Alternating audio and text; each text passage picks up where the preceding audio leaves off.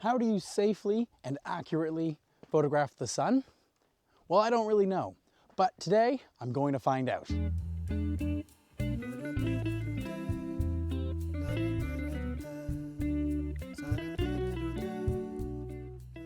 Taking images of the sun is not something I've ever really considered until on April 8th of 2024, I barely have to go far from my house at all to have the opportunity to photograph a solar eclipse in totality. And before I get into messing around with camera settings and trying to figure out how to properly expose images of the sun, there's two important things I would like to discuss. The first of which is safety, involving the sun in general, but total eclipses in particular. And the second is location. For protection, there's two different types. The first of which is eye protection. And these are special ISO certified glasses that allow you to look directly at the sun for longer periods of time without risk of damaging your vision. And the second is protection for your camera. So in this case, I have an ND 1 million or a 20 stop ND filter, and that will just reduce the amount of light that's able to reach the sensor of my camera, hopefully reducing the likelihood of getting a burnt out spot on the sensor.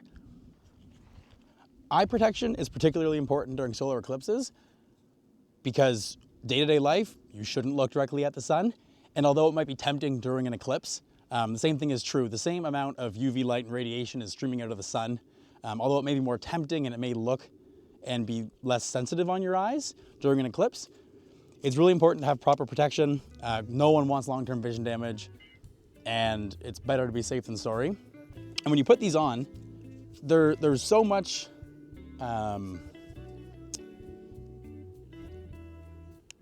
they really don't allow much light through at all.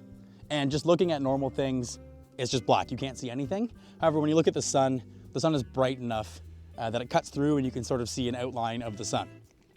And that's also what happens with super dense neutral density filters.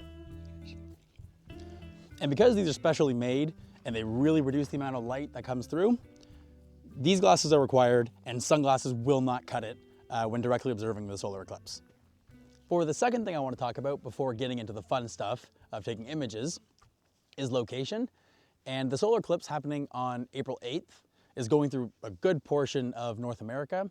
And luckily where I'm located, I'm already sort of in the path of totality, so I don't have to go anywhere at all. From where I'm sitting, I can basically see my house. So I'm quite fortunate in that regards. But there's a couple things I think that are important about where you want to be to observe the solar eclipse, but also if you want to take some images. So it's still a week away from the solar eclipse, but I've chosen to come to the location that I think I will be taking images next week.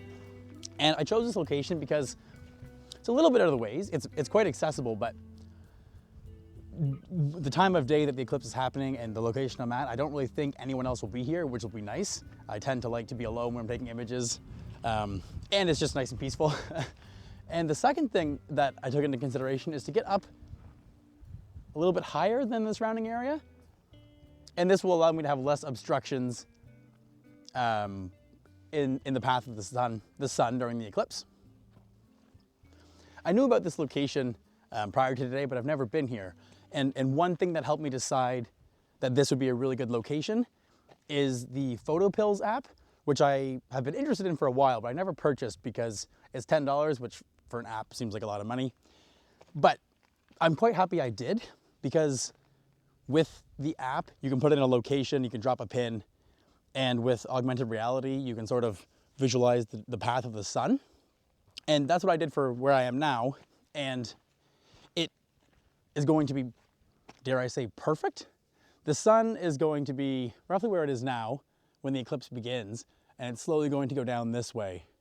So with the exception of these trees, which I think won't be an issue at all, I'll have a direct path or a direct line of sight to the sun, and it'll be quite simple to compose images. And if the opportunity arises, there's also an interesting enough foreground that I might be able to compose something with a bit of a more wide angle instead of just tight close-up images of the solar eclipse.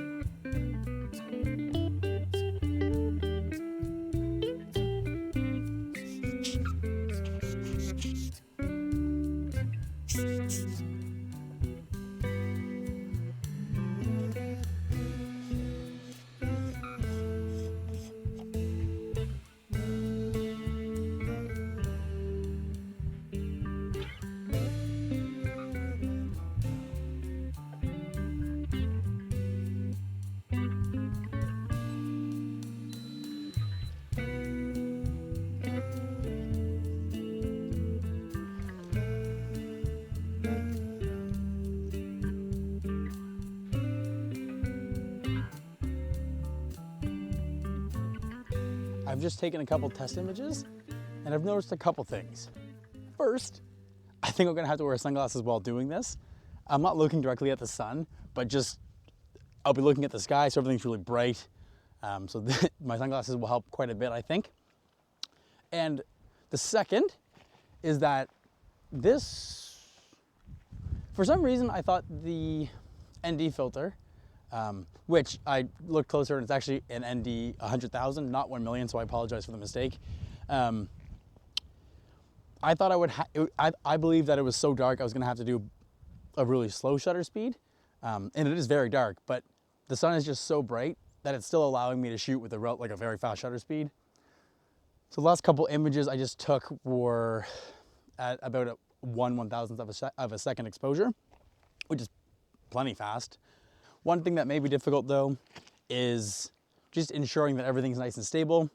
Shooting with a telephoto lens, kind of exposed where I am with lots of wind, I found that it's best to just expose manually to infinity, as well as use a 2-second shutter release, so that when you hit the shutter, there's a delay and moving your hand wouldn't shake the camera. And also I lowered my tripod a little bit, and I'm gonna try and capture some more images here and play around with settings and see if I can get the, sorry, there's a couple little birds flying around, and see if I can improve on the last couple images I captured. So I lowered my tripod and I moved things around, so hopefully I can relocate the sun. Also, I have a fair amount of trust in all my equipment, but having a camera and a big lens like this on a tripod always scares me a little bit, especially when it's pointed up.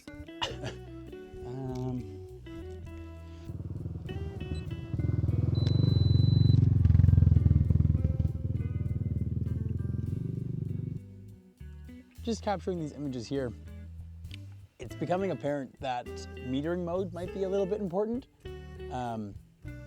which just tells your camera if things are properly exposed.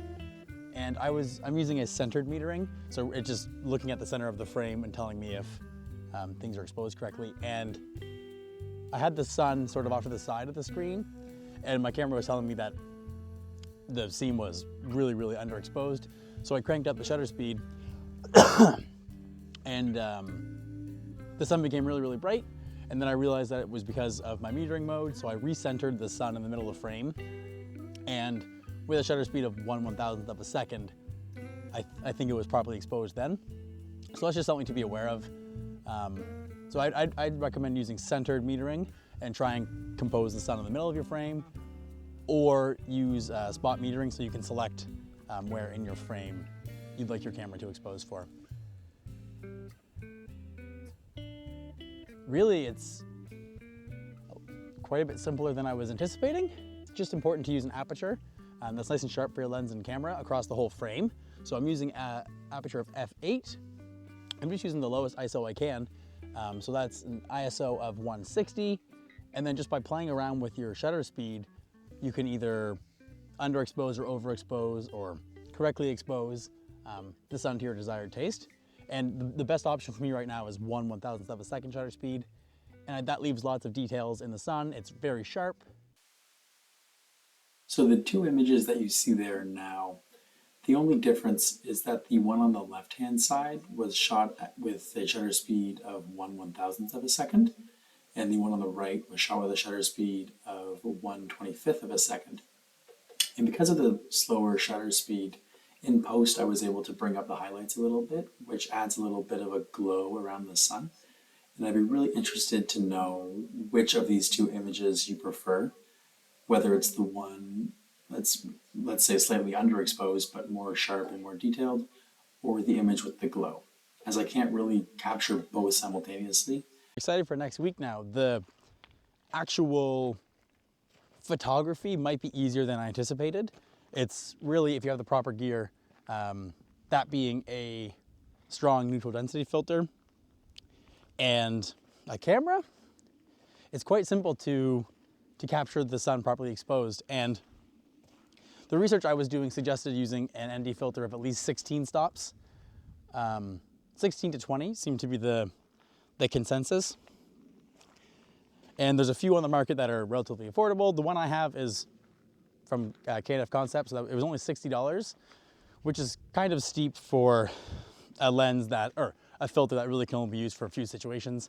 But really, it's about a once in a lifetime opportunity for me to photograph this eclipse. So I figured it was worth it. And I think the most difficult thing for me next week is to, or well, it will be to keep the sun sort of in the center of the frame as it moves across the sky, because I plan on starting to take images at the beginning of the eclipse all the way through totality till the end.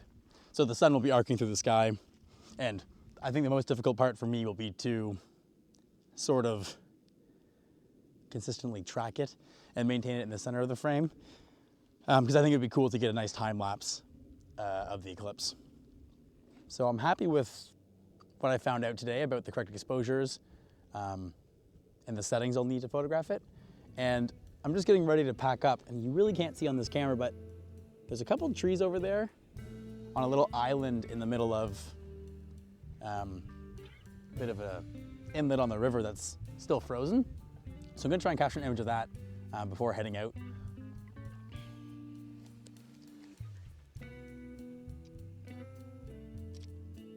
I certainly don't love this image, although it's a relatively interesting subject. I don't feel like there's enough interest in the scene as a whole, but it's a cool opportunity nonetheless.